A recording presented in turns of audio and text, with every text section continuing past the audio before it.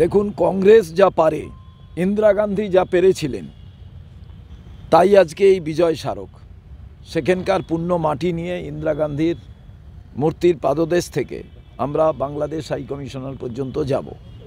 আমরা এটা মনে করিয়ে দিতে চাই যে কোনো রাষ্ট্রের প্রধান দায়িত্ব হলো সংখ্যালঘু সম্প্রদায় যারা আছেন তাদের নিরাপত্তা, তাদের সুরক্ষা সুনিশ্চিত করা, এবং সংখ্যাগুরু সম্প্রদায় যারা আছেন তাদের সেইভাবে মোটিভেট করা, তারা যাতে সংখ্যালঘুদের টেক কেয়ার করেন, তাদের দেখভাল করেন, তাদের দায়িত্ব নেন।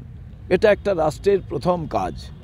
এবং যে কোনো রাষ্ট্রনেতার তার প্রধান কাজ হয় যে ফরেন পলিসিটা কী হবে, ডিপ্লোম্যাটিক ডায়ালগ, যে কূটনৈতিক যে বাক্যালাপ, এটা সবথেকে গুরুত্বপূর্ণ বিষয়। বিজয় স্মারকের পাশে এসে আমাদের যে প্রত্যেকটা লোমকূপ শিহরিত হয়ে ওঠে। আমরা 1971 সালের সেই ঘটনা কেউই ভুলিনি। আজকে তাই এই পুণ্য মাটি থেকে শপথ নেওয়া প্রয়োজন যে কোনো রাষ্ট্র, তার প্রতিবেশী যে রাষ্ট্র থাকে, তাদের ভৌগোলিক সীমানার কোনো পরিবর্তন করা যায় না। তাদের সঙ্গে মানসিক সম্পর্ক দৃঢ় করতে হয়, উন্নত করতে হয়। তার জন্যই কূটনৈতিক শব্দটি খুবই গুরুত্বপূর্ণ আন্তর্জাতিক সম্পর্কের বিষয়ে। আজকে আমরা লক্ষ্য করছি যে ভারতবর্ষ যেভাবে পরিচালিত হচ্ছে, সেখানে কোথাও না কোথাও ফরেন পলিসির সম্পর্কে প্রশ্নচিহ্ন এসে দাঁড়াচ্ছে। কূটনৈতিক যে বাক্যালাপ, সে ব্যাপারেও আমরা কোথাও মনে হচ্ছে ঘাটতি আছে।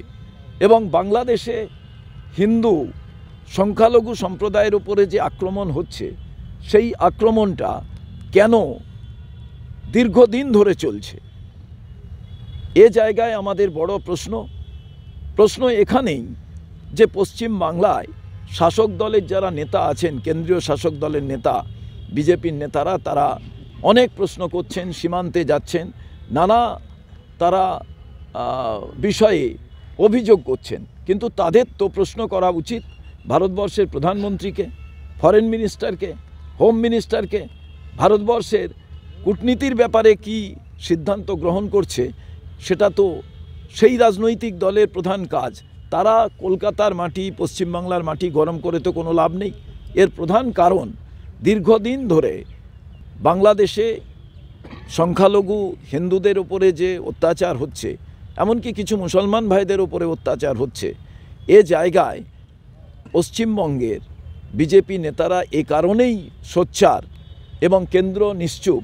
2026 সালে যে নির্বাচন আছে, তাতে মেরুকরণের রাজনীতিকে আরও প্রখরভাবে প্রয়োগ করার কারণে তারা আজকে এই প্রশ্নগুলো তুলছে। অথচ দুটো দেশের মধ্যে যে বাক্যালাপ হওয়া প্রয়োজন, যেখান থেকে আজকে সংখ্যালঘুরা তারা আতঙ্কিত হবেন না, তারা আক্রান্ত হবেন না, এই বিষয়টি কেউ কিন্তু নিশ্চয়তা দিচ্ছে না। প্রত্যেক দিন আইন শৃঙ্খলার অবনতি ঘটছে আমাদের পাশের রাষ্ট্রে। সেই পাশের রাষ্ট্রের আইন শৃঙ্খলার বিষয়, সেটা তাদের সার্বভৌমত্বের বিষয়, নিজেদের আভ্যন্তরীণ বিষয়। কিন্তু যখন সংখ্যালঘুরা আক্রান্ত হন, সেটা সবথেকে দুঃখজনক ঘটনা, ব্যথার ঘটনা, লজ্জাজনক ঘটনা। ভারতবর্ষের মাটিতেও মুসলমান সম্প্রদায় যারা সংখ্যালঘু আছেন, তাদের ওপরেও বিভিন্ন রাজ্যে যখন অত্যাচার হয়, তখন কিন্তু সেখানেও প্রতিবাদ হওয়া প্রয়োজন। তাই কেন্দ্রে যারা আছেন, তাদের কাছে আমাদের প্রশ্ন, আমার দেশ তোমার দেশ বলে নয়। যখন কোনো মা সন্তান হারান, সংখ্যালঘু মা সন্তান হারান, সেটা মুসলমান হতে পারে, সেটা হিন্দু হতে পারে, তার চোখের যে কান্না, সেই কান্নার যে জলের যে স্বাদ, সেই চোখের জলের স্বাদ কিন্তু নোনতা, সেই হিন্দু মুসলমান যে মাই হোক না কেন। তাই আজকে বড় প্রশ্ন, যখন উত্তরপ্রদেশের এক মুসলমান মা কাঁদেন, কিংবা বাংলাদেশের যখন এক হিন্দু মা কাঁদেন, দুটোই কিন্তু আমরা গুরুত্ব সহকারে বিচার করি। আমরা মানবতার পক্ষে, হিংসা নয়, শান্তি চাই। এই বার্তাটাই সবসময় কংগ্রেস দিয়ে আসছে। এবং কংগ্রেসের প্রধানমন্ত্রী হলে তাহলে আমরা কোথায় বিশ্বগুরু, কোথায় বিশ্ববন্দিত, এসব কথা আমরা শুনতে চাই না। আমরা চাই সেই জোট নিরপেক্ষ আন্দোলনের নেত্রী ইন্দিরা গান্ধী যে সিদ্ধান্ত গ্রহণ করেছিলেন সেই রকম বলিষ্ঠ সিদ্ধান্ত আজ দেখতে পাচ্ছি না বলেই আজকে কিন্তু এই ঘটনাগুলো আমাদের চোখের সামনে।